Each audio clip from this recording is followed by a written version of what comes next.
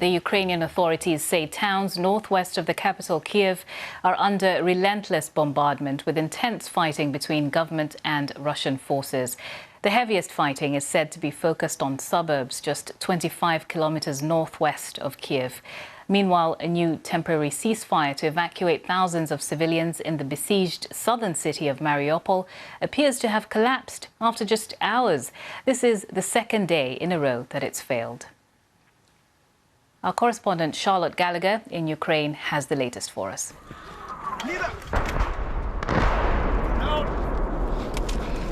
A Russian strike on Irpin. Violence, destruction, panic. This city, close to the capital, is enduring heavy fighting, with more and more people attempting to escape. Many are heading to Lviv, a city close to the Polish border. The train station here is overwhelmed by the crowds. These children from an orphanage are some of the latest to leave. For one of their carers, it's just too much. My heart is being torn apart, she says. It's so tough. A few miles from the train station, weapons are being handed out, not to soldiers and police, but ordinary citizens who want to defend their city, families and Ukraine. It's a scene repeated across the country. We have already gained our future, but we are still fighting for our present. It is very important. We are still fighting for where the border will be, between life and slavery. This is the time when it is still possible to defeat evil without irreparable losses. The abandoned streets of Mariupol, a city under siege, encircled by Russian troops, around 200,000 people have been running out of food, water and power, living in darkness in cellars. Yesterday, the hope of escape was dashed after Russian shelling broke a ceasefire agreed to allow people to leave, though Moscow blamed Ukraine. Today, there will be another attempt to evacuate civilians. The city's mayor says they are under constant threat. In the first days of the war, we counted the victims in tens. Today, we count them in hundreds. Soon, we'll count them in thousands. They won't even give us the chance to count the wounded and the dead, because the shelling has not stopped for 6 days. This is what people here fear, strikes from the sky. Despite Moscow's promises, the Russian Air Force have hit houses, schools and hospitals, not only military targets. Putin's prize target is the capital, Kyiv, though, the scars of war already visible. On the outskirts, troops and volunteers are in position and defences are being rapidly erected, like these anti-tank hedgehogs. The resistance remains defiant. Charlotte Gallagher, BBC News, Lviv. Let's just listen in now to a message that Ukraine's President Volodymyr Zelensky has posted online, speaking about the latest attack on the airport at Vinnytsia in central Ukraine. I've just been told about the rocket strike at Vinnytsia. 8 rockets against our town, against our peaceful, good Vinnytsia that never threatened Russia by any way. A rocket strike, tough, cynical, completely flattened the airport.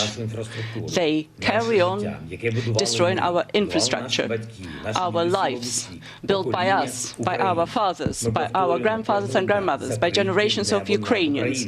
Every day we keep saying, close the sky over Ukraine to all Russian rockets, to Russian military aviation, to all those terrorists, and made a humanitarian air zone without rockets, without planes. We are people. Your humanitarian responsibility is to protect us, to protect people. You can do that. If you don't do that, if you won't at least give us planes for us to be able to protect ourselves, that only one conclusion could be drawn. You also want us to be very slowly killed. And that is the responsibility of global politicians and Western leaders from today and forever. Well, the American Secretary of State, Antony Blinken, has said the United States is considering a deal which would involve Poland supplying Ukraine with fighter jets. Yesterday, President Zelensky appealed to the US Senate for Russian-made planes, and that's because his military knows how to fly them. Our diplomatic correspondent James Landell tells us more. What Ukraine wants is more air cover, more planes like these keeping the skies free from Russian attacks. And so now there's a plan for the West to give more jets to Ukraine for its own pilots to fly. America's top diplomat was visiting Moldova today, where he confirmed Poland might give some of its warplanes to Ukraine and get some American fighter jets in return. We're looking actively now at the question of airplanes that Poland may provide to Ukraine, and looking at how we might be able to backfill should Poland decide to produce those, supply those planes. What Ukraine says it really wants is a no-fly zone enforced by NATO in an attempt to slow the Russian onslaught on its cities.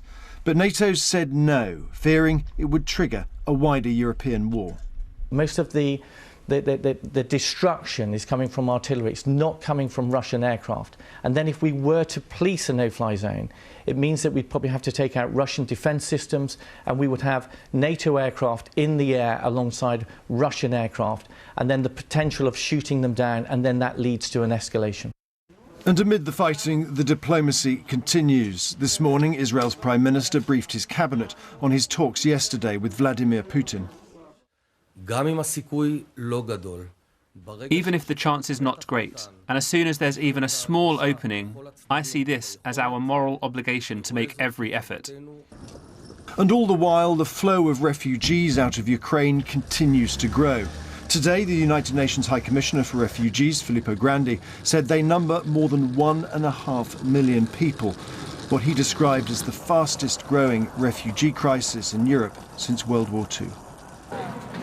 I think help of other countries is very important for us, really. It's really good.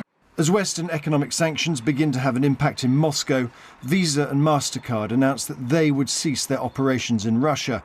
Banks in Russia insisted that cards issued by them would continue to work. James Landell, BBC News.